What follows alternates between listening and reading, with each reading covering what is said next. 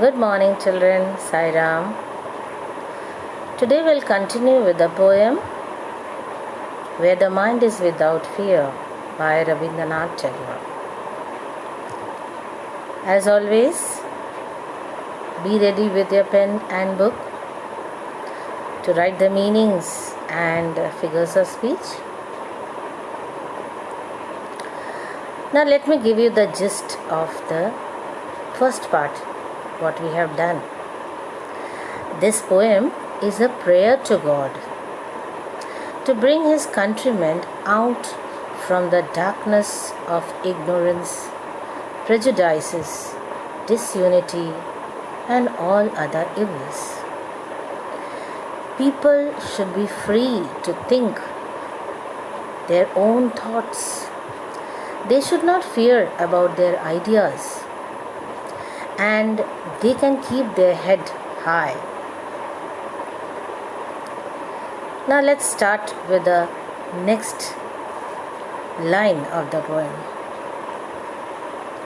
Where tireless striving stretches its arms towards perfection. Here in this line, the poet says that every man should make an effort to improve himself and keep trying till he reaches a stage of self-perfection. Let's see the meanings. Tireless striving stretch. To continue to try very hard to do something. Perfection, the statement of being complete and correct. See the next line. Where the clear stream of reason has not lost its way into the dreary desert sand of dead habit. So he imagines the reason to be a clear stream of water through which one can progress easily and without encountering too many obstacles. On the other hand, he imagines habit to be a desert.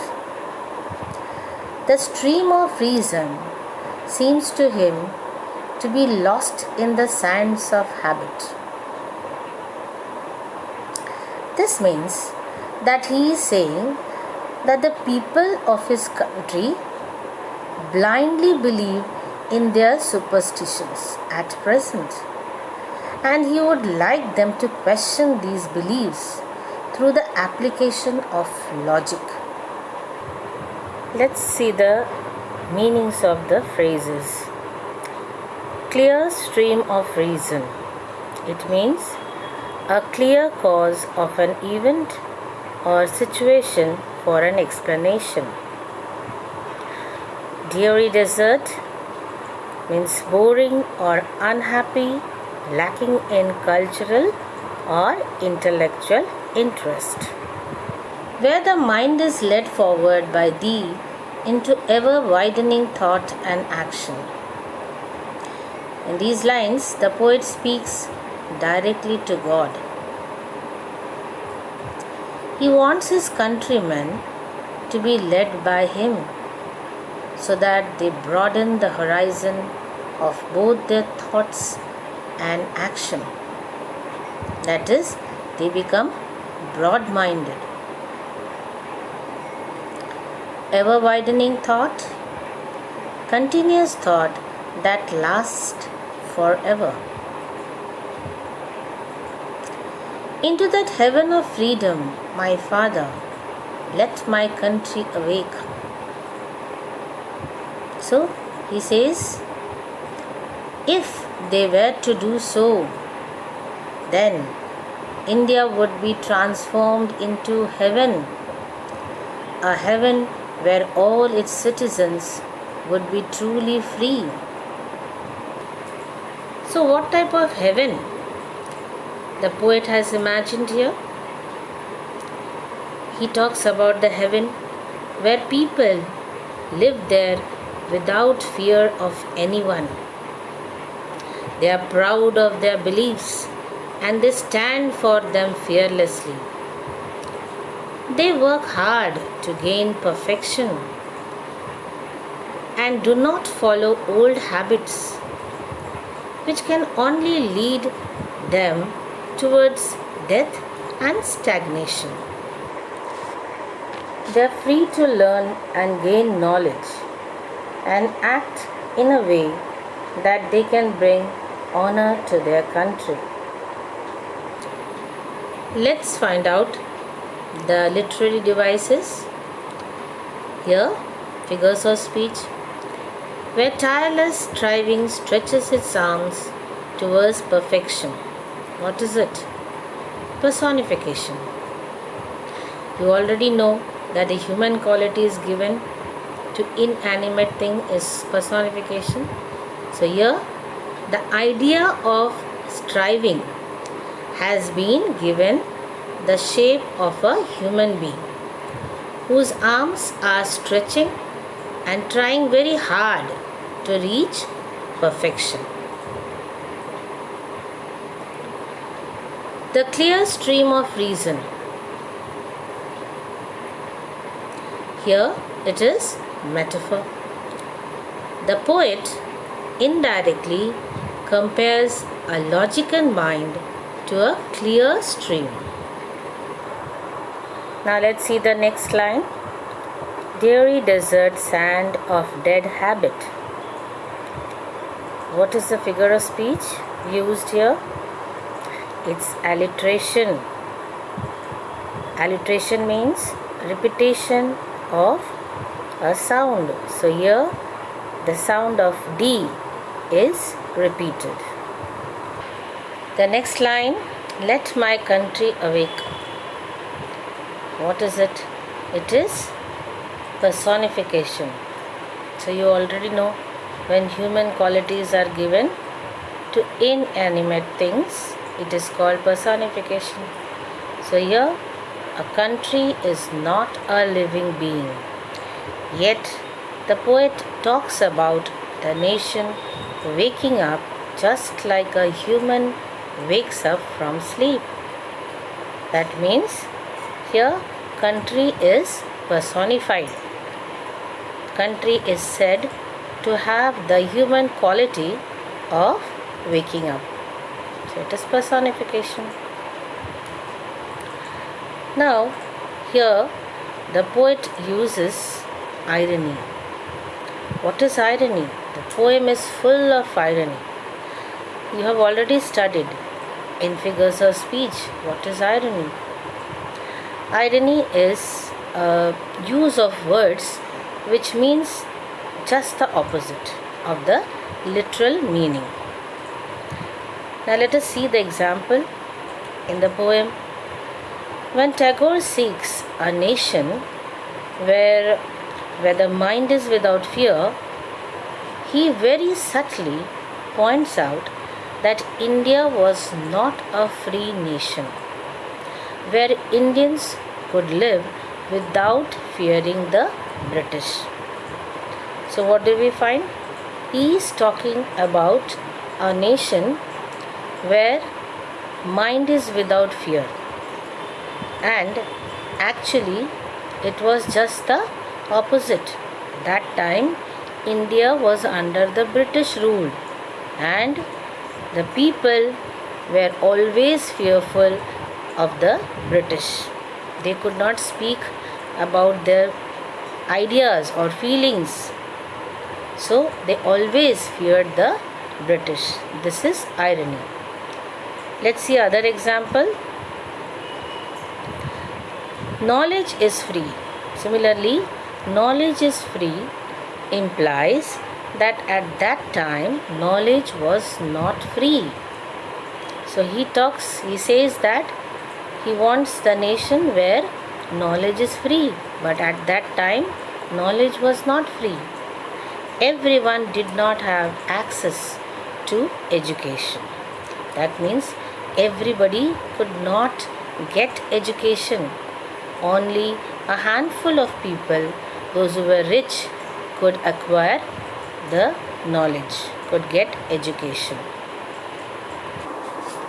So let's have a quick recap of the poem. This poem, where the mind is without fear, is addressed to God.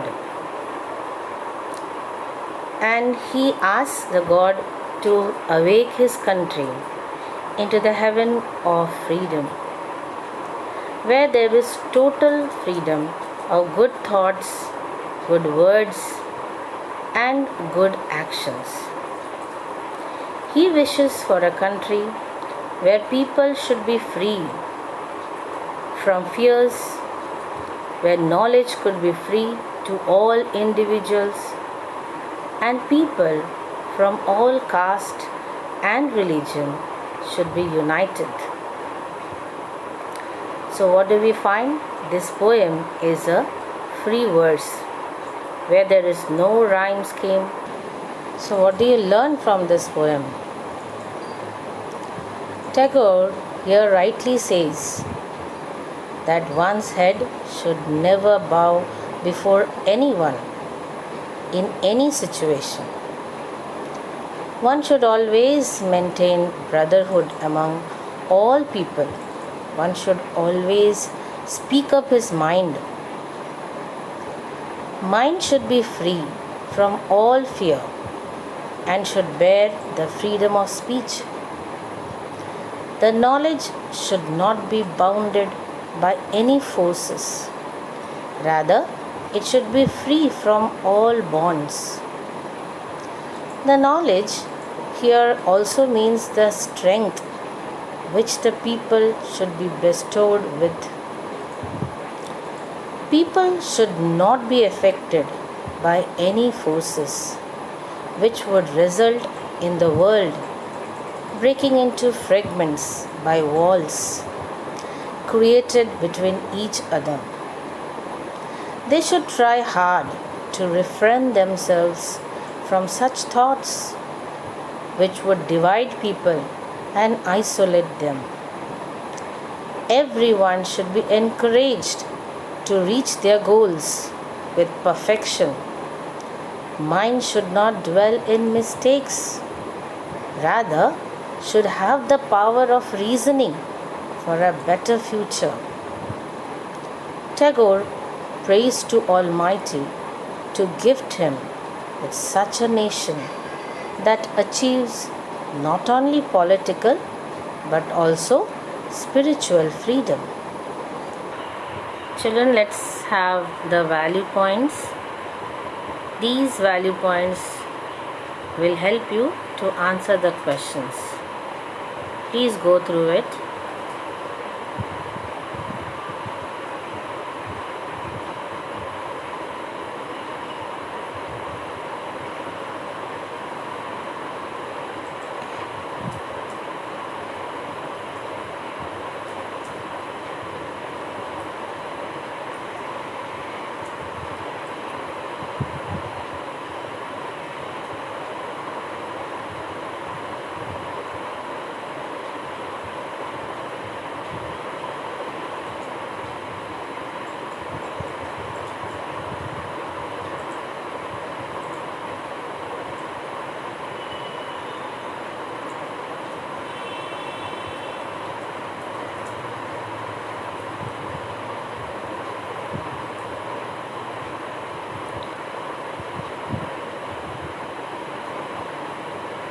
Let's have the RTC questions.